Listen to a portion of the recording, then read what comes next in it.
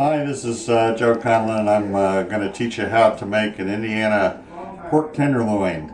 So the first thing is I'm making a dredging flour, and it's basically right now just flour and a little bit of salt and a little bit of pepper, and you can see I'm not measuring or anything, it's just by eyeballing, and some garlic salt or garlic powder. I like using Lowry seasoned salt, but I don't have any of that today, so salt, pepper, and so on. Now the next step is going to be to pound out the meat, and what I like to do is start with a good butterflied loin chop. And this is just, you know, from a pork tenderloin that's been butterflied. And the idea is we're going to get it nice and thin before we dredge it. Now I'm at my sister's house today, so I'm using her tools, but so I've got a meat pounder here. Normally I just use a plain rubber mallet. Company. Start from the middle and pound out, and you want to get it as thin as you can. The bigger the better.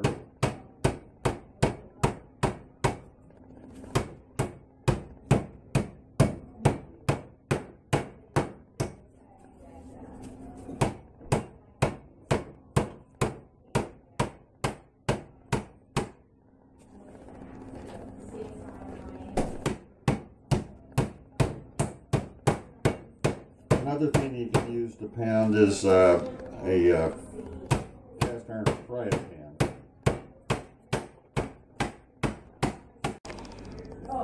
Okay, once you got it pounded out as thin as you can get it, then you dredge it in the flour mixture. Make sure it's coated pretty well.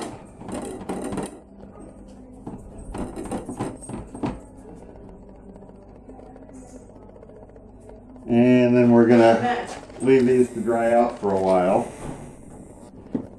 before the next step. That's good enough right now. Okay, our next step, I've pounded the pork chops. I've dredged them in the seasoned flour. I've seasoned them before I dredged them. And I've put them in the refrigerator to stay cool. Now I'm setting up the final dredging station, and here I've got an egg wash, which is simply 2 beaten eggs and a little bit of water. And this is the same pan that I had my flour mixture in, but I've simply added some panko breadcrumbs and some cornstarch to the seasoned flour, and I'm going to stir that up. And that's to make them nice and crispy when they come out.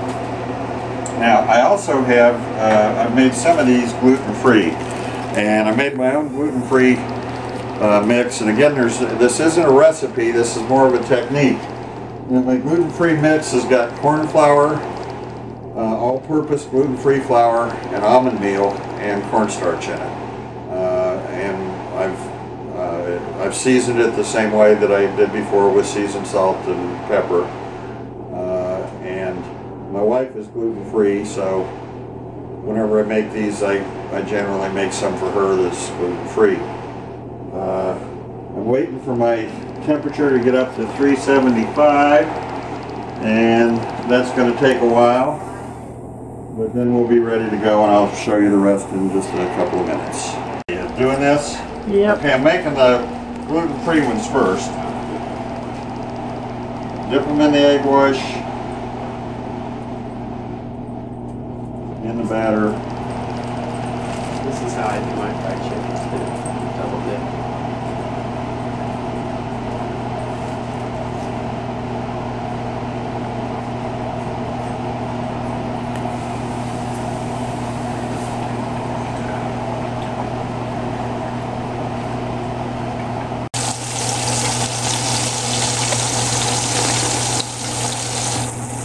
Yeah, it's always so much easier in your own kitchen. You're used to it.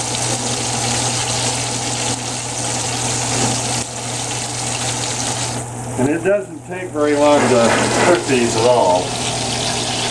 Because they're so thin. 2 or 3 minutes till it's nice and golden brown. They'll also, you'll notice they'll start to float. You're going to drain them on that? Yep.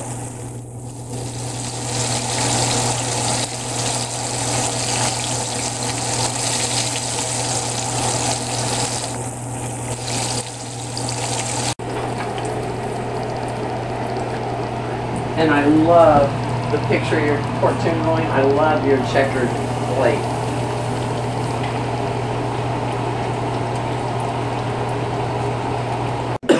And here's what the finished fritter looks like when you're done. Dee Dee and I are going to cut this in half. It's way too big for either of us. But that's what you want to do when you go to a restaurant. You always want to make the bun look tiny compared to the fritter.